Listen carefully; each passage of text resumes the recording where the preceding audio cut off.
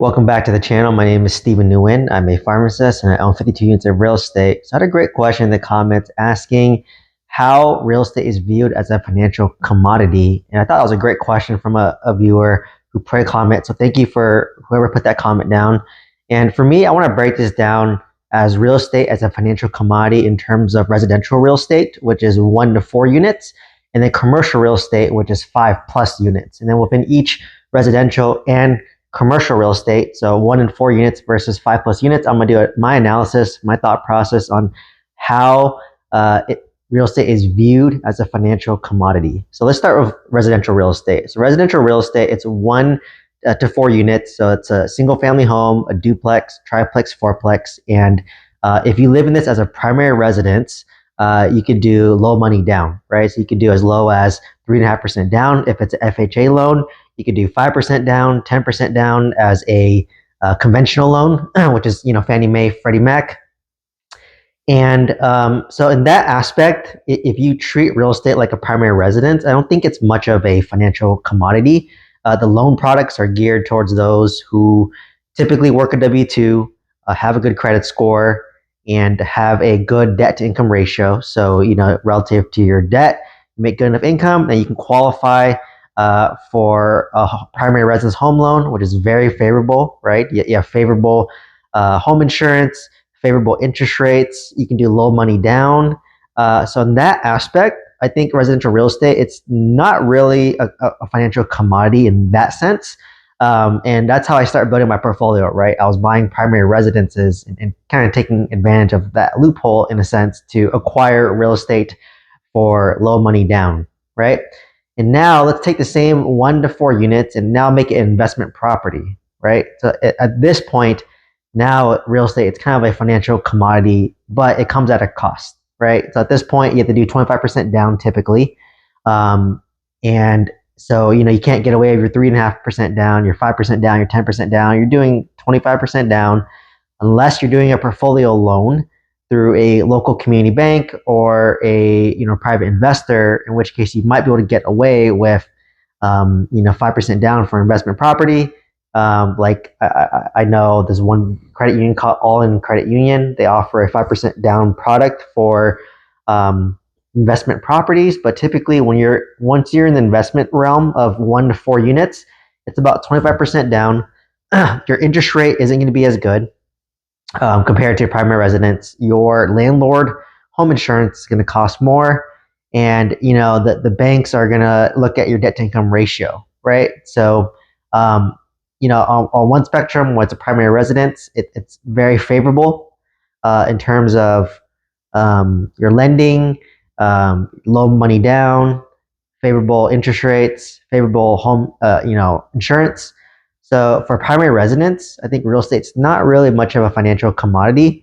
A lot of people that I know, like friends and family, they just own a primary residence and they lived in there for 30 years. It's paid off, and now this is their retirement, right? So they can either sell it and then use that to downsize and relocate to a cheaper market, or they just continue to live in it and it's owned free and clear with a low property tax basis, right? If you flip it to the other spectrum, for investment properties, if you put 25% down, same thing, right? Like this is viewed more as a financial commodity. Obviously with real estate, when you invest in it, with single family homes, 1 to 4 units, basically you're making money 4 ways through real estate, right? It's number 1, it's principal pay down. Number 2, it's natural market appreciation. Number 3 is if you gradually raise your rents over time to match the market rents. And number 4 is the depreciation, so that the tax benefits that you gain, right? And then ultimately, eventually it's paid off and you own this rental property free and clear, right? So when you buy rental properties, especially in new construction communities like the one I'm living in, they actually want to segment the majority of the community to be first time or primary residents, right? So let's just say in my community that I'm living in, there's 100 homes for sale. Out of the 100, they might want 80 to 90 of those homes, so 80, 90% to be for primary residents and then 10% for kind of investors, right? That happens a lot in my Alabama new builds in Huntsville. So they're built to rent or they're built to sell communities. And these builders, they have to sign an agreement that, okay, we build 100 homes, X amount percent, typically it's 80%, have to be sold to as a primary residence. So, for those who need a home, and the remaining, 10 to 20%, typically at the end of the development, right? So you're talking, if there's 5 phases, it's maybe phase 4 or 5. At the end, they'll open it up to kind of real estate investors who aren't going to live there, right? So the builders, in order to get the contract to buy the land and develop, they have to allocate the majority of it to first-time home buyers, and whatever's left over goes to out-of-state investors, like myself, right? So in that case, real estate is a financial commodity in that aspect, but like you said, it's gonna be more competitive to buy a new build as a rental property versus if you're buying a new build as a primary residence, because they have to meet a certain quota for primary residence, right? And for good reason, right? Because to give people opportunity to own a primary residence, to prioritize them, and make the reality of home ownership true, right, and realistic. Um, so once you start moving into like investment properties, 25% down, real estate's more of a financial commodity, right? And then obviously once you go to 5+ units, and that's commercial real estate, so you're talking 5 units plus, small apartment complexes, retail, office buildings. At this point, it's heavily a financial commodity. So if you kind of see the spectrum, it goes primary residence is kind of over here. So this is like not much of a financial commodity. And then over here is a financial commodity, the max, like primary residence is over here. Basically buying a primary residence, 1 to 4 units over here. If you buy 1 to 4 units for yourself as an investment, it's kind of in the middle. And then once you go 5+ units or commercial real estate, it's purely a financial commodity, right? And I own real estate each phase, right? So I own a primary residence, so I'm over here, right? It's not a financial commodity per se. It's actually a liability. I own single family homes that I rent out, and I bought 25% down. And then I have apartment complexes and a mobile home park at one point over here.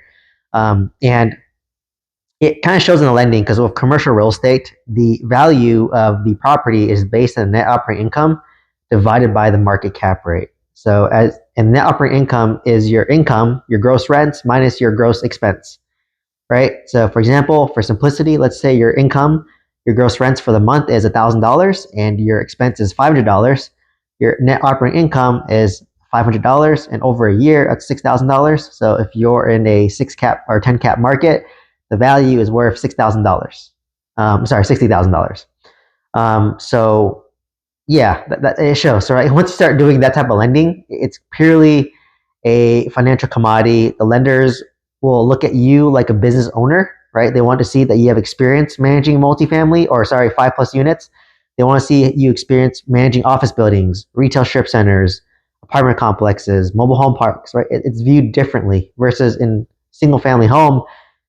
The value isn't based on the net operating income or income. The value is just based on what your neighbor's house sells for, right? So it's treated more like not, you don't have to run your single family homes like a business versus apartment complexes you do, right?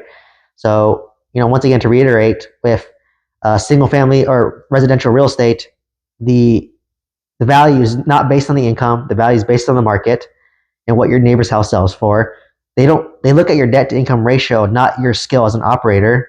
But when you go to 5+units, the value is based on the income. They look at your skills as a business operator, like have you managed apartment complexes before, and they basically look more at the asset and versus you, right? They don't even really look at your debt to income ratio, assuming that the piece of real estate kind of takes care of itself, right? Because they want a DSCSR, debt service coverage ratio of at least 1.25.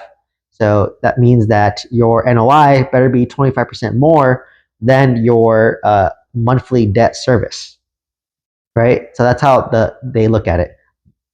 So on that end, when you're doing retail strip centers, commercial real estate, the value is based purely on the income, right? Like literally when they appraise your apartment complex, they're going to ask for your P&L, get your NOI, divide by the market cap rate. That's the value. When they evaluate your single family home, they don't look at your income. They just look at what is your neighbor house sells for, right? So that's kind of the spectrum of real estate. real estate as a financial commodity, right? Like you said, to kind of summarize, you got your primary residence, which is like way over here. It's not really much of a financial commodity. It's just a place for you to live.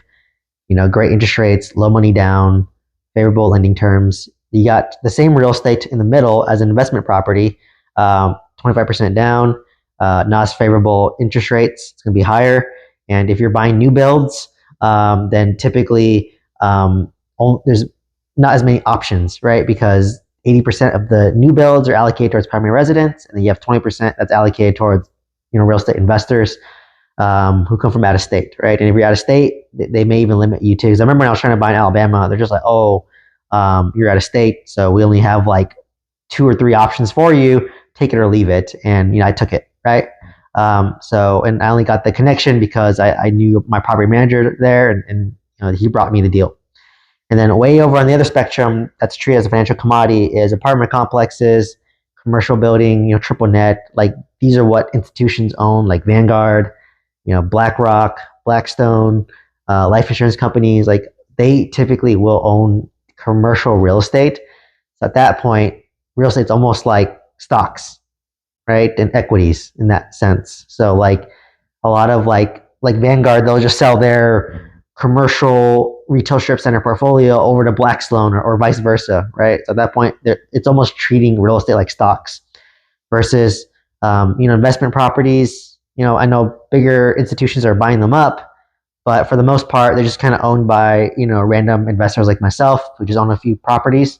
And then primary residence, it's just people just own one primary residence for the most part, maybe a second home, and they usually just sell it amongst themselves, right? So hopefully this kind of gave you some insight as to how real estate serves as a financial commodity on a spectrum to give you real estate that's considered not really a financial commodity, real estate that's kind of in the middle, and real estate that is considered a financial commodity. So let me know any questions down below.